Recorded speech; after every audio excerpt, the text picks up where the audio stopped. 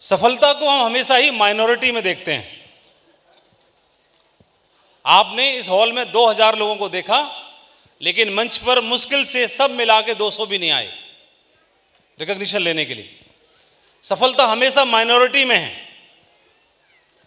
किसी गांव में जमींदार कम होते हैं, साहूकार कम होते हैं, किसान ज़्यादा होते हैं।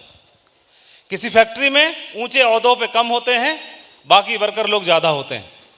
सफलता हमेशा माइनॉरिटी में है। आप ऊंचे ओहदे पे देखोगे ब्यूरोक्रेट्स बहुत कम बनते हैं।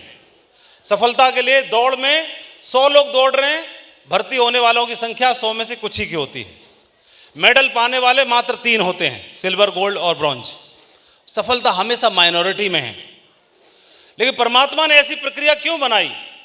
सफलता को हमेशा माइनॉरिटी में ही क्यों रखा, मेजॉरिटी में क्यों नहीं? तो सफलता के बदले जो जो चीजें चाहिए, जो प्रकृति ने बनाया, सफलता के लिए जो रेसिपी है सफलता पाने की, उसके लिए जो जो चाहिए उसको पूरा करने वाले लोग भी माइनॉरिटी में ही होते हैं। इसीलिए सफलता पाने वाले लोग भी माइनॉरिटी में ही रहते हैं। इस बिजनेस में प्रमोद यादव जी के साथ में बहुत सारे लोगों ने कदम रखा होगा, ज्वाइन किया होगा, लेकिन बहुत सारे लोगों को इस रास्ते पर चलने का मौका तो मिला, लेकिन उसके बाद में कई सारे ऐसे रास्ते में बीच में चैलेंज आए। उन चैलेंज को वह आदमी एक्सेप्ट नहीं कर पाता, स्वीकार नहीं कर पाता, धैर्य खो देता है और वह क्विट कर देता है। वो सफलता जबकि उसके हाथ में है, जबकि उसके लेख में है, जबकि उसके भाग्य में है, उसके बावजूद भी उसका हकदार नहीं बन पाता। आज यहाँ पर मैंने बहुत सारे युवाओं को देखा जो 18 साल से लेकर 25 साल के बीच में बहुत सारे नाच रहे थे। मैंने 25 साल से 35 साल के लोगों को भी यहाँ पर देखा, 35 से 45 वालों को भी देखा, और 45 से 55 वालों को भी देखा, और 55 से ऊपर वाले कुछ ही हैं, ज़्यादा नहीं है। अभी आपको क्या लग रहा है, डायमंड आज 2 बने, आगे भी बनेंगे कि नहीं बनेंगे? कहां से बनेंगे? कहां से? यहां से बनेंगे। प्रकृति का नियम है, सिद्धांत है। डायमंड निकलेंगे, इस हॉल से निकलेंगे, लेकिन सारे नहीं।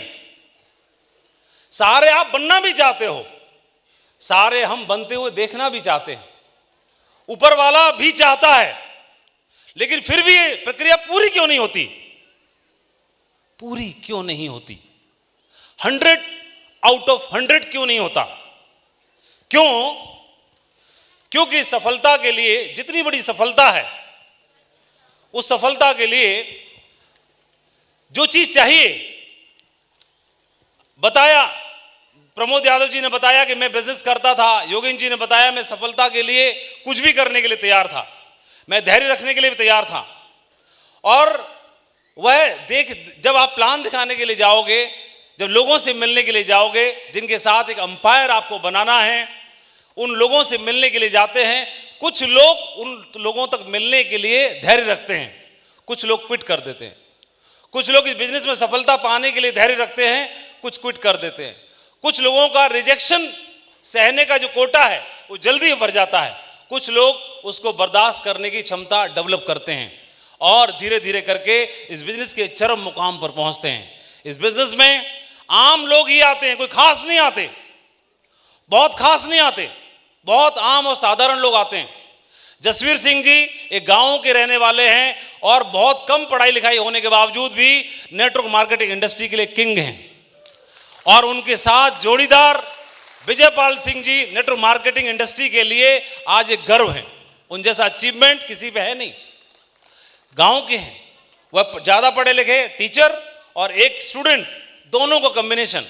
कृष्णपाल जी किसान, लेकिन इस बिजनेस में सक्सेस के बहुत बड़े पायदान पर हैं।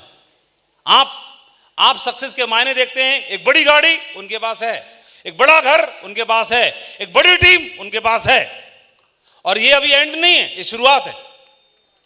लेकिन आप जिनको मानते हैं, इन चीजों से भी ऊपर बहुत कुछ है, उसको देखने की आवश्यकता पड़ती है। एक व्यक्ति को कोर्ट में पेश किया गया जज के सामने। केस था उसके ऊपर, कुछ लोगों को जान से मारने का और कुछ लोगों को घायल करने का, ऐसा केस था। और जज साहब ने पूछा, हाँ भाई तुम्हारी आंखें सही सलामत है, तुम हट्टे कट्टे आदमी हो, तुमने कैसे मार दिया लोगों को? इतने सारे लोगों को घायल कर दिया, 10 लोगों को मारा, 20 को घायल किया। बोले जज साहब मैं क्या करूं, इसमें मेरी कोई खास गलती नहीं है, मैं तो गाड़ी चला रहा था और गाड़ी चलाते चलाते अचानक गाड़ी के ब्रेक फेल हो गए। बोले अच्छा फिर? तो अब जिस रास्ते पे जा रहा था, एक तरफ 2 आदमी जा रहे थे और एक तरफ पूरी बारात जा रही थी। बोले अच्छा, तो जज साहब आप ही बताओ, आपके हिसाब से मुझे क्या करना चाहिए था? जज साहब ने जब बताया, यकीनन जिधर 2 लोग जा रहे थे उधर गाड़ी मोड़ देनी चाहिए थी, नुकसान कम होता। आदमी बोला बिल्कुल जज साहब, मैंने ऐसे ही किया कि नुकसान कम हो, तो जिधर 2 लोग जा रहे थे मैंने गाड़ी उधर मोड़ दी। बोला फिर इतना बड़ा नुकसान कैसे हो गया? बोले मैं क्या करूं, वो 2 लोग भाग के बारात में घुस गए, फिर मेरे पास कोई रास्ता नहीं था।